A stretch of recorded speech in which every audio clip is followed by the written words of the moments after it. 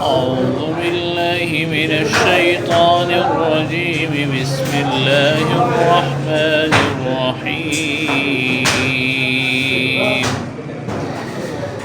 سبحان الذي أسرى بعبده ليلا من المسجد الحرام إلى المسجد الأقصى الذي باركنا حوله لنريه من آياتنا إنه هو السميع البصير. وآتينا موسى الكتاب وجعلناه هدى لبني إسرائيل ألا تتخذوا من دوني وكيلا ذرية من حملنا مع نوح إنه كان عبدا شكورا. وقضينا إلى بني إسرائيل في الكتاب لتفسدن في الأرض مرتين ولتعلن علوا كبيرا. فإذا جاء وعد أولاهما بعثنا عليكم عبادا لنا أولي بأس شديد فجاسوا خلال الديار وكان وعدا مفعولا. ثم رددنا لكم الكرة عليهم وأمددناكم بأموال وبنين وجعلناكم أكثر نفيرا. إن أحسنتم أحسنتم لأنفسكم وإن أسأتم فلها. فإذا جاء وعد الآخرة ليسوءوا وجوهكم وليدخلوا المسجد كما دخلوه أول مرة وليتبروا ما علوا تتبيرا.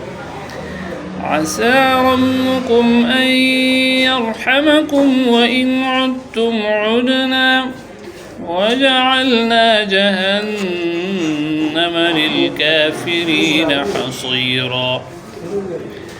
إن هذا القرآن يهدي للتي هي أقوم ويبشر المؤمنين الذين يعملون الصالحات أن لهم أجرا كبيرا وأن الذين لا يؤمنون بالآخرة أعتدنا لهم عذابا أليما.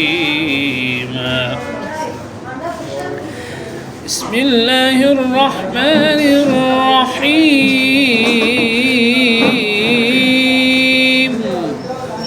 إنا نحن نزلنا عليك القرآن تنزيلا. فاصبر لحكم ربك ولا تطع منهم آثما أو كفورا. واذكر اسم ربك بكرة وأصيلا ومن الليل فاسجد له وسبحه ليلا طويلا. إن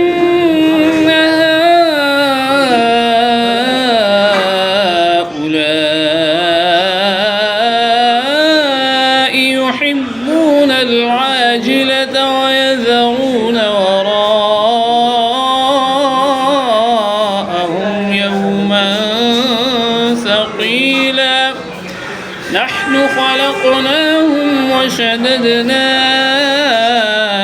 أسرهم وإذ وإذا شئنا بدلنا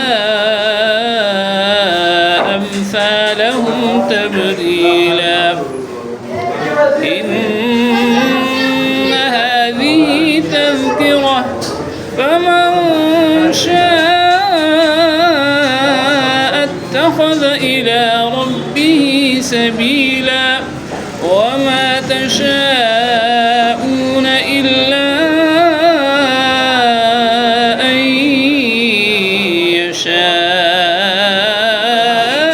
يشاء الله